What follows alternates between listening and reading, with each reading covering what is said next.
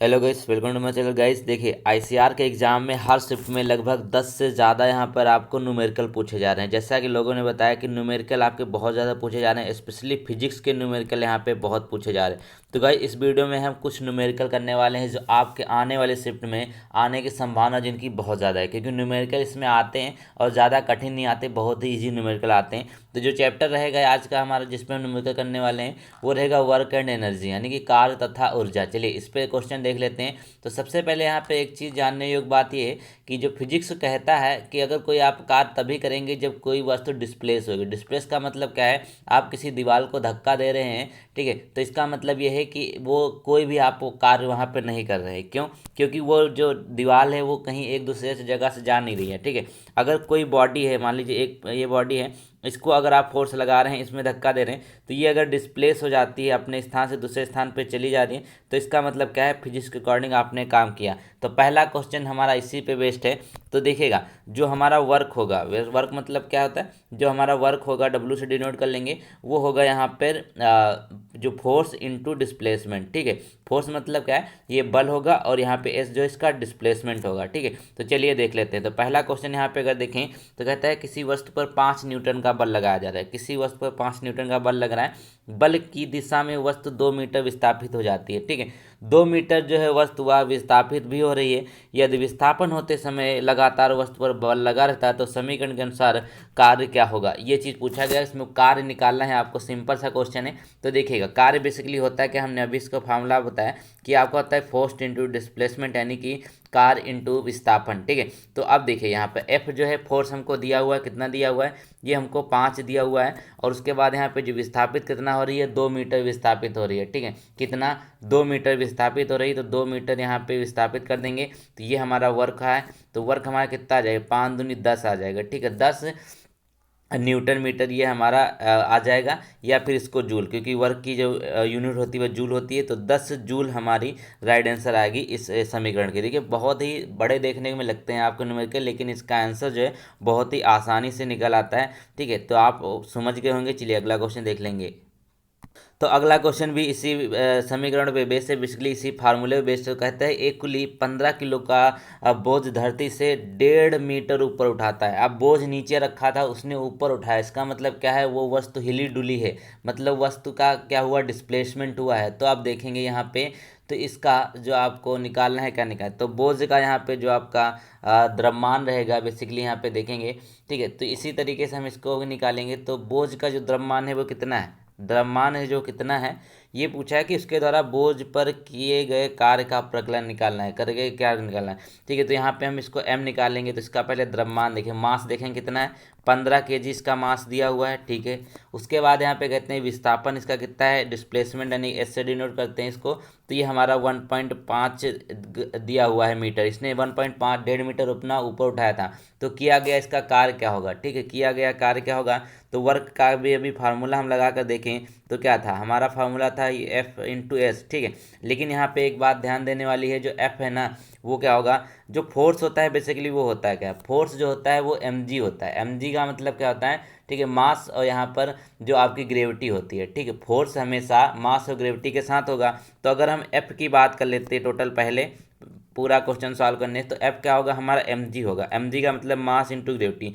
अब यहाँ पे देखिए एम हमारा कितना हुआ है, 15 ग्राम दिया हुआ है, 15 किलोग्राम दिया हुआ है। ग्रेविटी हम कितनी लगाएंगे, 10 मीटर पर सेकंड लगा देंगे, ठीक है। तो अब यहाँ पे अगर हम टोटल पहले एफ निकालने की बात करें तो क्या कर लेंगे, ये हो जाएगा 15 × 10 हो जाएगा, ठीक है। टोटल एफ हमारा कितना आ जाएगा, ये आ जाएगा 150, ठीक है। 150 हमारा ये आ गया कि नहीं आ गया, बिल्कुल आ गया।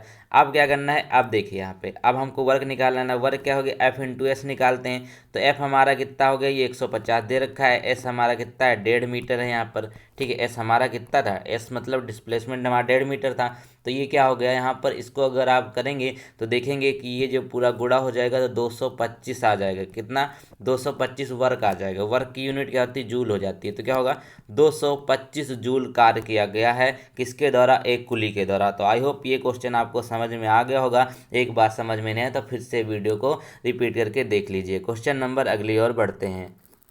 अगला क्वेश्चन देखिए, काइनेटिक एनर्जी पे बेस्ड है। ठीक है, बहुत ही आसान क्वेश्चन है, काइनेटिक एनर्जी पे बेस्ड है।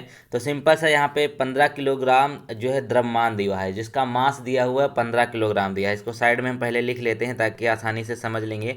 तो यहाँ पे देखें 15 किलोग्राम जो है ये इसका रखा हुआ है मास आपका। फिर वस्तु का वेग दे रखा है 4 मीटर पर सेकेंड। ठीक है, तो यहाँ देखिए जो इसका v हो जाएगी, स्पीड मान लेते हैं, तो ये आपको दे रखी है 4 मीटर। ठीक है, ये हो गया हमारा, ये दे रखी है। अब कहते हैं यहाँ पर कि वस्तु की गतिज ऊर्जा, गतिज ऊर्जा का मतलब क्या है, काइनेटिक एनर्जी आपको निकालनी है। तो काइनेटिक एनर्जी का फार्मूला क्या होता है, सभी को पता है। जो काइनेटिक एनर्जी का फार्मूला होता है वो होता है हाफ एम वी स्क्वायर। ठीक, हाफ एम वी स्क्वायर होता है। सिंपल सा हमारे पास सारी वैल्यू दे रखी हैं आपको, इसमें सिर्फ वैल्यू पुट करते जाना है, आपको आंसर मिल जाएगा। तो चलिए देख लेते हैं। हाफ एम कितना है हमारा 15, यहाँ पे दिया हुआ मास कितना है 15 के जी आराम से दिया हुआ है। उसके बाद यहाँ पे देखिए वी कितना है हमारा 4 दिया हुआ था, तो 4 यहाँ पे 2 बार होगा क्योंकि वी स्क्वायर है, ये हो गया। ठीक है, 2 से यहाँ कट जाएगा तो 15 चक्कू 60 दूना 120, कितना है 120 हो जाएगा। अब इसका एनर्जी का भी यहाँ पे देखिए जूल में ही इसकी यूनिट आ जाएगी। तो ऑप्शन क्या होगा, बिल्कुल सही यहाँ पर आप मतलब ऑप्शन का मतलब आंसर क्या हो जाएगा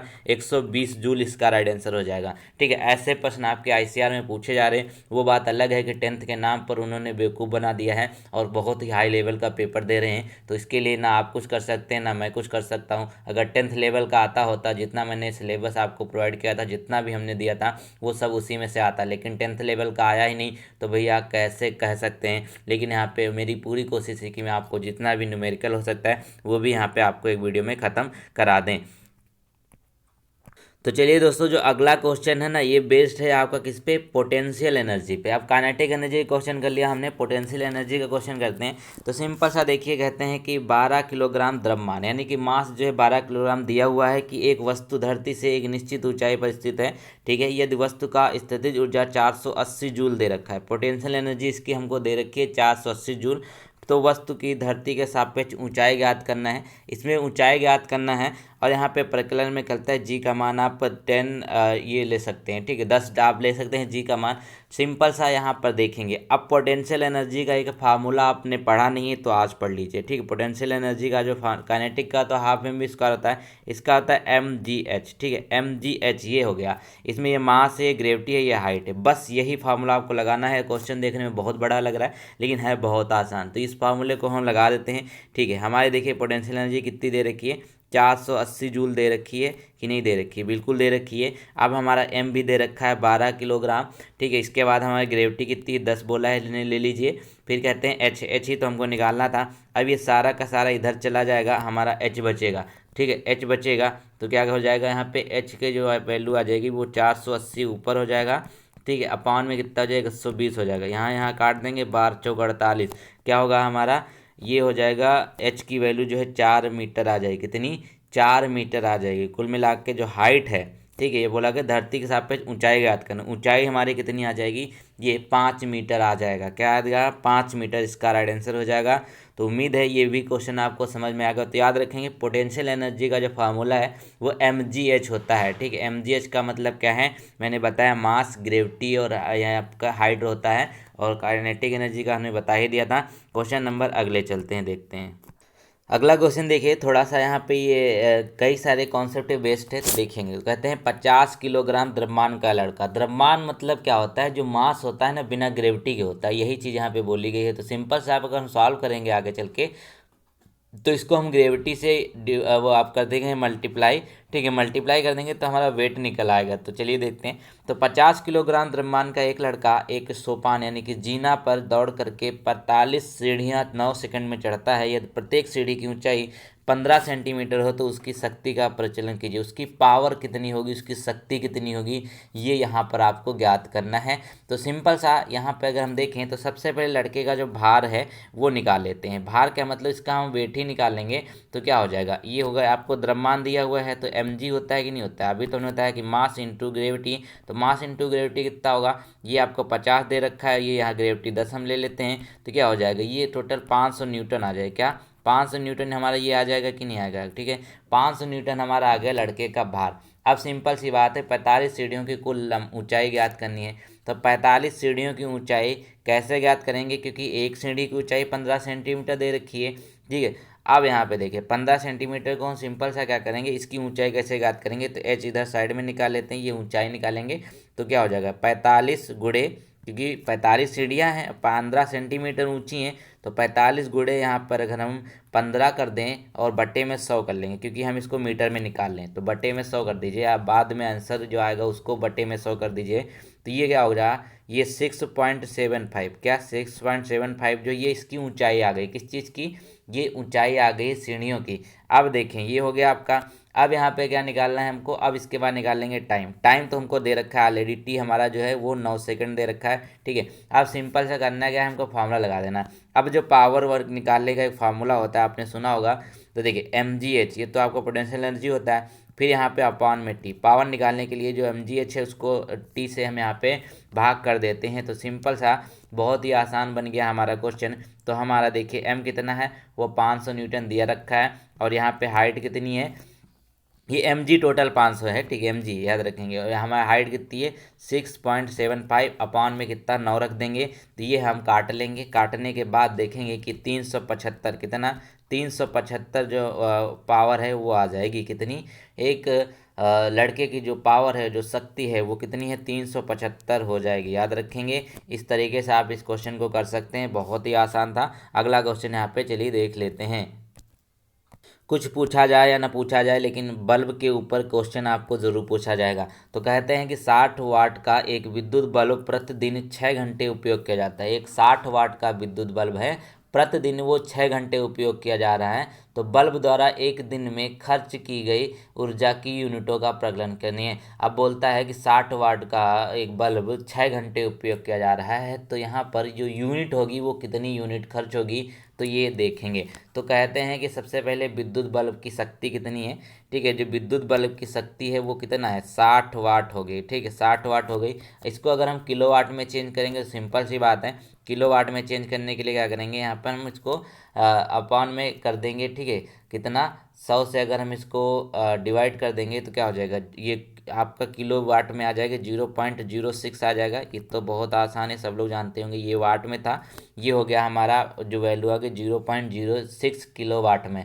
अब क्या करेंगे, उपयोग किया गया समय जो है वो कितना है, समय हमारा दिया हुआ 6 घंटा, 6 घंटे बल्ब जला है, 6 घंटे समय यहाँ पे लिया गया, 6 घंटे बल्ब जला है।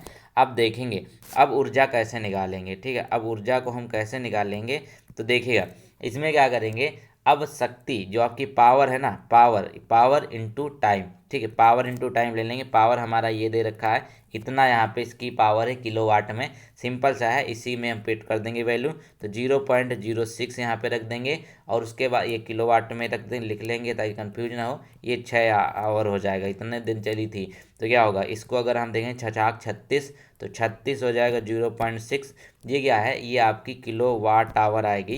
तो यही तो हमारी यूनिट है बेसिकली, क्या होगा, ये यूनिट है। तो एक बल्ब जो 60 वाट का है, 6 घंटे अगर जलता है, तो वो 0.36 यूनिट खर्च करेगा एक दिन में। याद रखेंगे कितनी, 0.36 यूनिट खत्म करेगा एक दिन में। क्वेश्चन नंबर अगला देखेंगे, ये क्वेश्चन भी हमने कर लिया। इसी तरीके के न्यूमेरिकल आपके एग्जाम में देखने को मिल रहे हैं। अगला क्वेश्चन देखिए। तो गाइज इस वीडियो में फ़िलहाल इतना ही, नेक्स्ट वीडियो आपके लिए बहुत जल्द आ जाएगी, क्योंकि यहाँ पे देखिए जो ये आपका चैप्टर जिससे हम कर रहे थे वर्क एंड एनर्जी से, तो कुछ इंपॉर्टेंट जो थे ये 5-6 न्यूमेरिकल हैं, इसी पे बेस्ड आपके एग्जाम में आ सकते हैं। तो वर्क एंड एनर्जी का हमने यहाँ पे ख़त्म कर लिया है। अब हम देखेंगे आगे जो इलेक्ट्रिसिटी पे बेस्ड है वो सारे प्रश्न। तो उम्मीद है वीडियो को लाइक ज़रूर करेंगे आपने, और आपको कुछ नया सीखने को ज़रूर मिला होगा। तो चैनल को सब्सक्राइब करें। Thank you so much.